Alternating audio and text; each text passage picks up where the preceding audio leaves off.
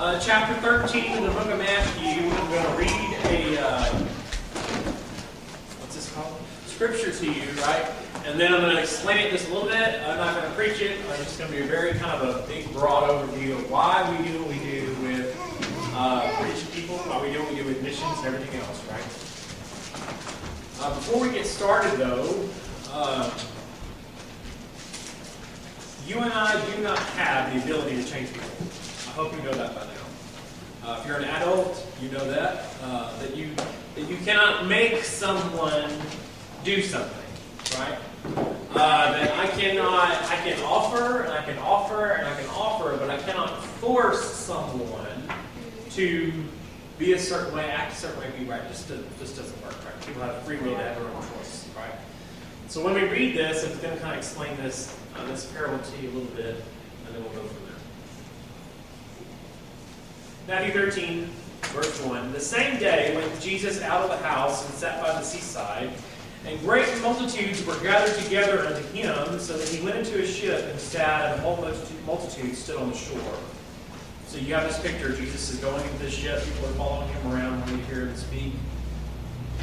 And he spake many things unto them in parables, saying, Behold, a parable is a story. Right?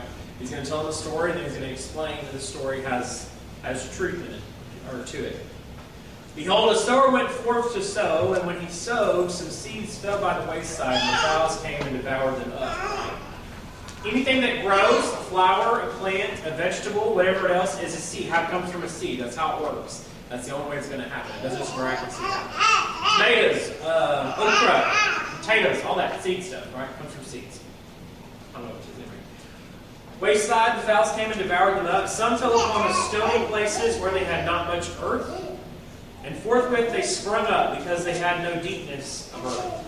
And when the sun was up, they were scorched, and because they had no root, they withered away.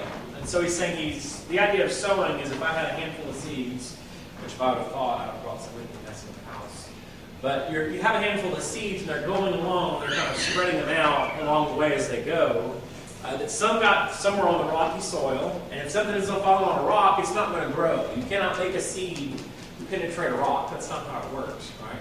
So it fell on some rock. Didn't do very good. It got hot, and so the seed dies because it gets too hot. Verse 7, and some fell among the thorns. Thorns sprang up and choked them. Let's call those sticker burrs, right? We know what sticker burrs are. We live in Stevensville, Texas, right? You throw some seeds in with the sticker burrs, it's going to choke it out. But others fell into good ground and brought forth fruit, and some 100-fold, some 60-fold, some 30-fold. Who has ears to hear, let him hear. Right? Three soils. Good soil, you got rock, and then you got weeds. Right? Someone who comes to know the Lord is good soil. It takes root, it grows. It does what it's supposed to do, right? Someone who chooses not to trust Christ is kind of that stony soil, right? Or vice versa, the one that gets choked up in the thorns is someone who maybe really think they're saved, but there's not. There's three different types of folks in that parable, right? Our job, you guys, with seeds is not to worry about the outcome. Okay? I cannot make someone be saved. Do I wish that I could? Yes, I wish I could walk up to anybody and say, hey, look, there's this guy Jesus who died for you on the cross, and he wants you to go to heaven, and you better believe that. And you have to believe that. But I can't. Right? As a church, there are things that we'll do individually and collectively that are going to be part of sowing the seeds and getting this message out to folks in whatever way we can, for them to come to know Jesus, right? We do it here locally in our own city. We have missionaries who we're going to send out to other places, and they're doing it in other countries, right? And so this afternoon, that's why I use this parable, is we're going to sow some seed next month in October. If we're not careful when we go out in the community, y'all, it'll be very quickly come hang out with us because we're fun.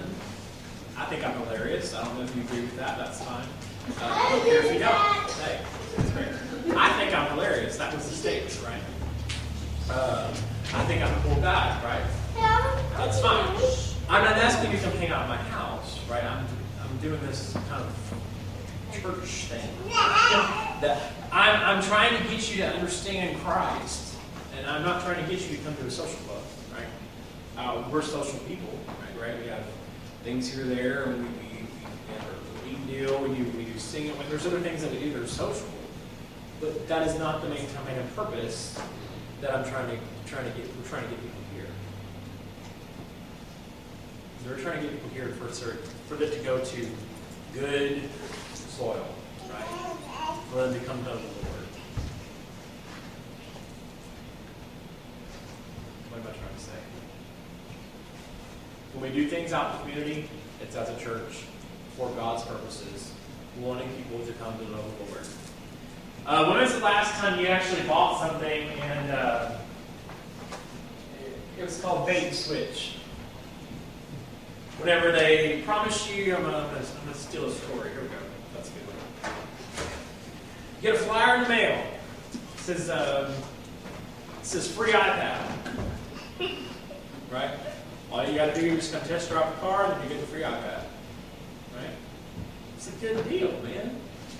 And then you read the fine print, which is like, that small. Can't even see it, right? And it says 1 out of 1,000, 1 out of 100,000 people will get an iPad. Everybody else will get $1. Or 50 cents. Wow. I want my iPad. Who doesn't want an iPad? Anybody here want an iPad? I want an iPad. So we're good. We want the iPad. I do. Jeff doesn't want an iPad. Okay, Jeff, you have Samsung tablet. Okay, sorry. Sophisticated name.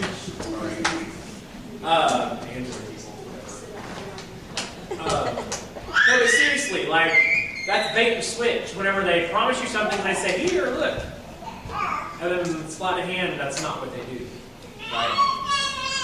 Churches are even guilty of doing that sometimes. We're just like, well, let's just try to rope them in and get them here, and then once they get here, then we'll kind of just slide a little Jesus in there, slide the gospel, and then